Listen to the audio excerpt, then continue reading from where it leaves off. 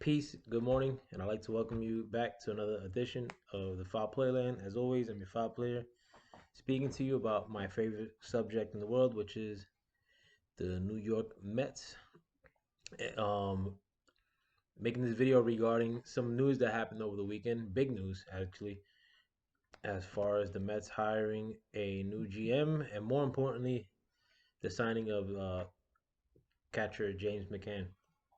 I'll start with the matter of less importance first, I guess, or the more recent one, which is the Mets hiring Jared Porter. Um, I don't know much about him, nor do I know a lot of the GM candidates that were out there. But I'm actually excited about this, or the reason I did like this hire.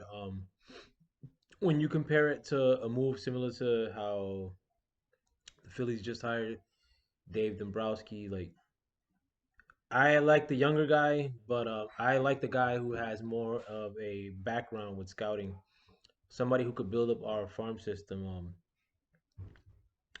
Dombrowski's more of like a break the bank, big money acquisition guy. Um, and I'm not saying that Jared Porter isn't like because we don't know yet, but who knows? I mean, maybe he is. He's a little bit of a hybrid where, but and I say hybrid in the sense that Theo Epstein was had a little bit of that big fish catching GM quality to him, where he wasn't scared to break the bank. But Theo Epstein also had a decent amount of players that came up through their system. But one thing I do like about Jared Porter and all GMs of that ilk is the scouting background. I love the scouting background. Like that's the best way to build your system.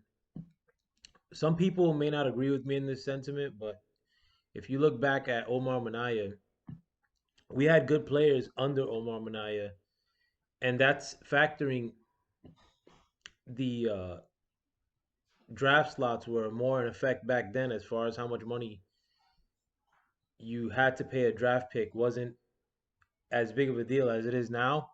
So a lot of times we had the opportunity to draft better players, and we drafted under slot to draft players that we were able to sign.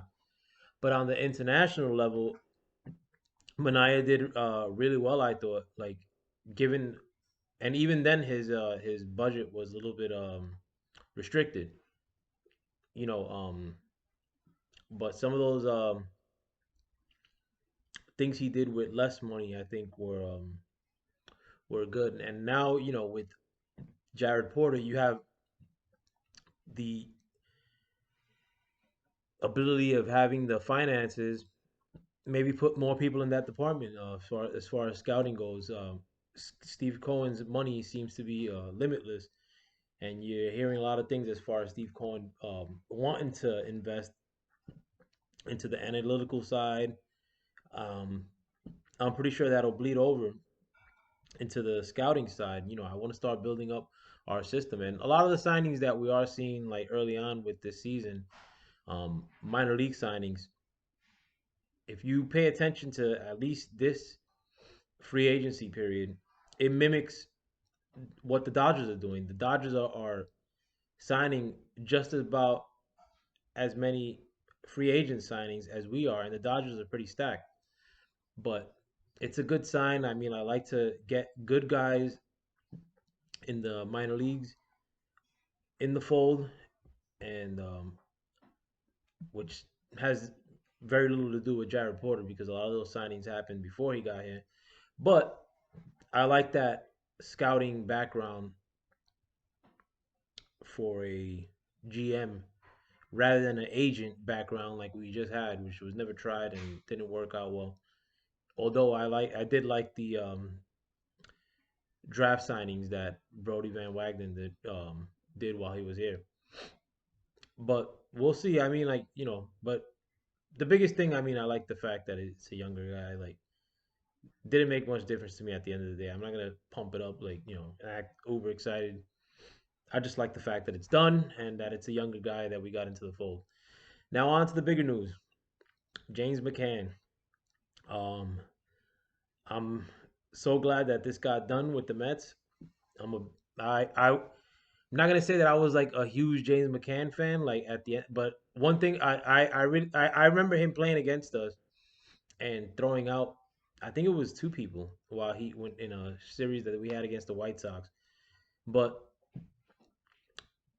when I saw that he was the second catcher coming out of this free agency class, I really started studying a lot of James McCann, particularly in the last like 2 years or 3 years actually. Any footage that he had defensively that I could find on YouTube, I scoured through that, and that was footage from the his days with the White Sox and with the Tigers.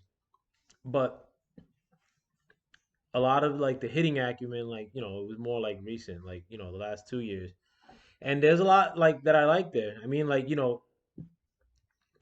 it's to me it's a little bit of a comparison between him and Real Muto because they're the two guys that are up for grabs like in this free agency period.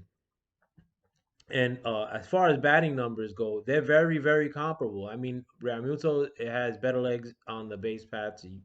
You know, Realmuto steals bases, which is not something that you're gonna is a requisite for your catcher, but it's a nice ability to have. Like the fact that he could steal bases also means that he could run the bases well.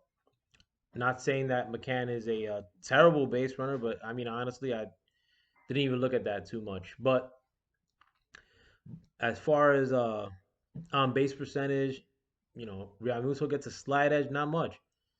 Pop, I mean, they're very similar. McCann may have a little bit more. Defensively, I think Realmuto does a little bit of a better job framing, but not by much. Um, as far as arm, like who has the better arm throwing out base runners, I think McCann has the better arm. I mean, I've looked through all the film I can. I don't want to look. I don't want to have egg on my face saying that or coming out proclaiming that McCann has a better attribute, but I think the arm is a fair amount better for McCann than it is for Real Muto. I think Real Muto gets in better positions to throw it, but as far as arm strength at its core, I think McCann is better. But when you judge what we've had, like as far as Wilson Ramos, we're paying comparable money to McCann as we were to Wilson Ramos. I mean, it's a no-brainer. I mean, it's an upgrade. A lot of people thought that he was gonna get like 2 or 3 years, like in this free agency period. I didn't see that. I thought he was gonna get a decent amount of money. I thought people didn't know about him enough, and once people would become privy to his skill set, that he was gonna not break the bank, but he was gonna get a lot more than 2 years or 3 years, like a lot of people predicted. The most I saw as far as him getting was 30 million. And now that he's gotten 40 million in 4 years with the Mets, I don't see a lot of people like the pundits and the experts saying like, "Wow, they overpaid." I think that that was a good market value, and I'll tell you why. When you factor what Realmuto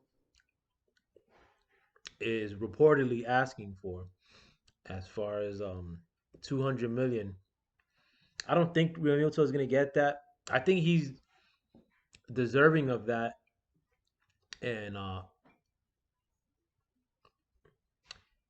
when you look at what a lot of these free agencies, the top tier free agents has been getting as far as batters go or hitters.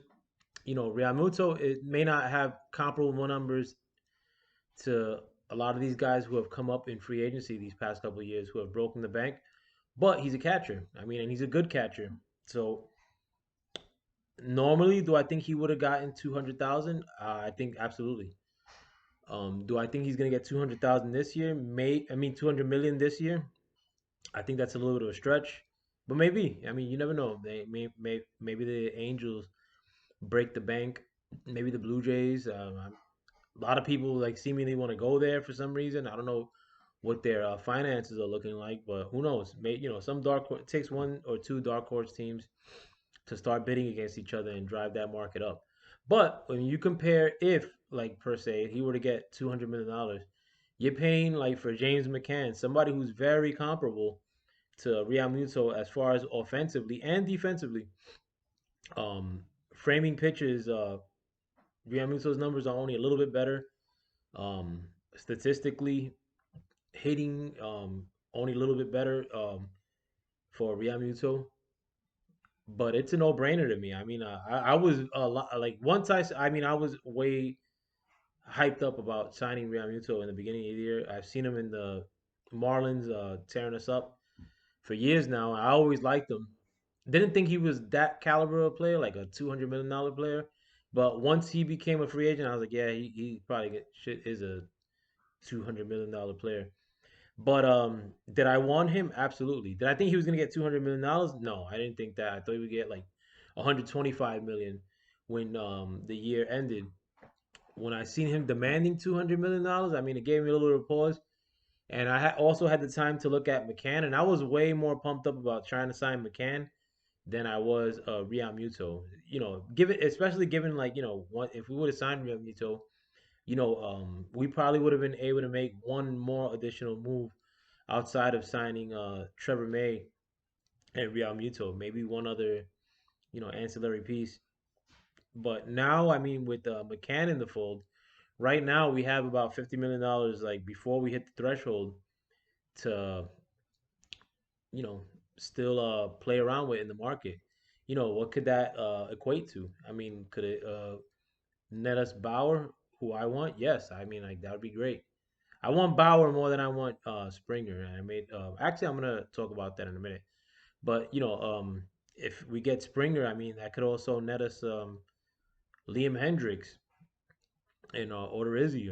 You could have arguably enough money to sign all three of those guys. I mean, so that I mean that's good stuff. I mean, like so and another thing too with when you talk about the McCann versus Realmuto argument is that with Realmuto, I mean, he's had a little bit of an injury history, even this year. I mean, he's had to sit out a few games from what I remember.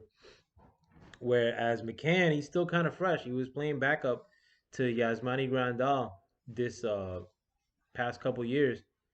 Um, so I mean, they're both age-wise pretty much the same. I think they're 29 and 30 respectively.